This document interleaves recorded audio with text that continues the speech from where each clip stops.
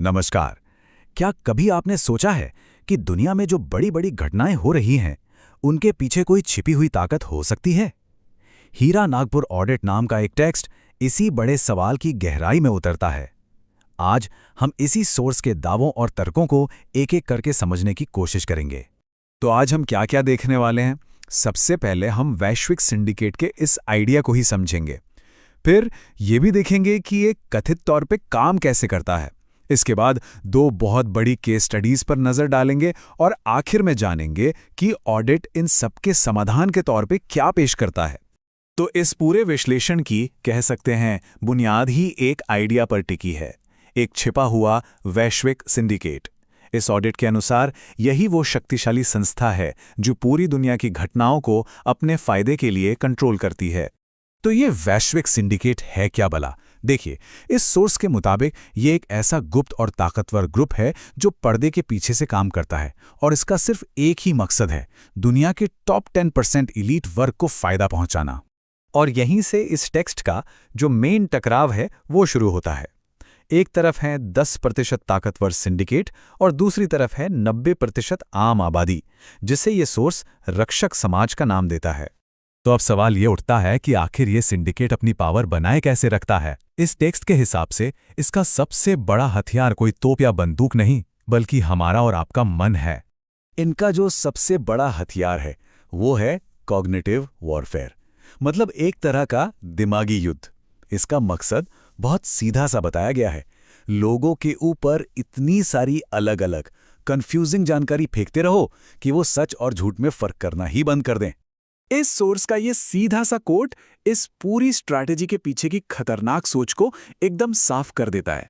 और बात सिर्फ दिमागी युद्ध तक ही सीमित नहीं है, ये ऑडिट डेटा सैबोटेज की भी बात करता है। इसका मतलब सिर्फ ये नहीं है कि डेटा को छिपा दिया, बल्कि आंकड़ों को कैलकुलेट करने का तरीका ही बदल दो, ध्यान भटकाने के लिए इमोशनल मुद्दे खड़े कर दो और यहां तक कि फॉरेंसिक सबूतों के साथ भी छेड़छाड़ कर दो। अब अपने इन दावों को साबित करने के लिए ये सोर्स हमारे सामने दो बड़ी केस स्टडीज रखता है। पहली केस स्टडी डोनाल्ड ट्रंप पर है, जिन्हें पश्चिम में सिंडिकेट के एक बड़े ऑपरेटर के तौर पर दिखाया गया है। ये नंबर देखिए जरा। सोर्स का दावा है कि ट्रंप के कार्यकाल में 30,573 से भी ज्यादा झूठे या गुमराह करने वाले बयान दिए गए थे, मतलब हर दिन औसतन 21। सोर्स इसे एक तरह का सिस्टमैटिक इंफॉर्मेशन पोल्यूशन कहता है। यहाँ इस टेबल में ऑडिट ये दिखाने की कोशिश करता है कि वादों और हकीकत में कितना बड़ा फर्क था।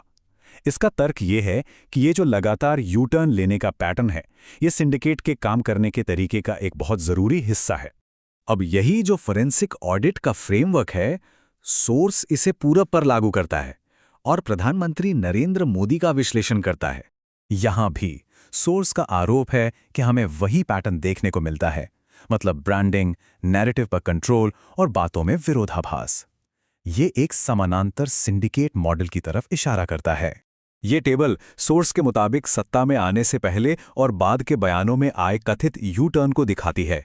सोर्स का तर्क यह है कि यह पैटर्न साबित करता है कि चाहे पश्चिम हो या पूरब, सिंडिकेट एक ही तरह का तरीका इस्तेमाल कर रहा है। तो ठीक है, अगर ये सब सच है, मतलब इस कथित ग्लोबल प्लेबुक का सामना कैसे किया जाए? इसका कोई हल है? आइए देखते हैं कि ये ऑडिट क्या प्रस्ताव देता है।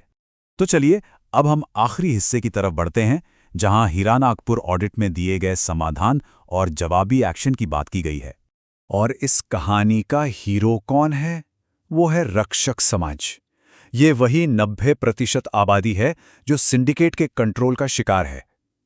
लेकिन इस ऑडिट के अनुसार इसी समाज के पास भविष्य में क्रांति लाने की ताकत भी है। तो समाधान क्या है? इसके सेंटर में एक बहुत बड़ा आइडिया है, 10% नकद अधिकार। और सोर्स से साफ करता है कि ये कोई दान या खैरात नहीं है, बल्कि सदियों से 90% आबादी से जो धन छीना गया है, ये उसकी भरपाई है, उसका मुआवजा है।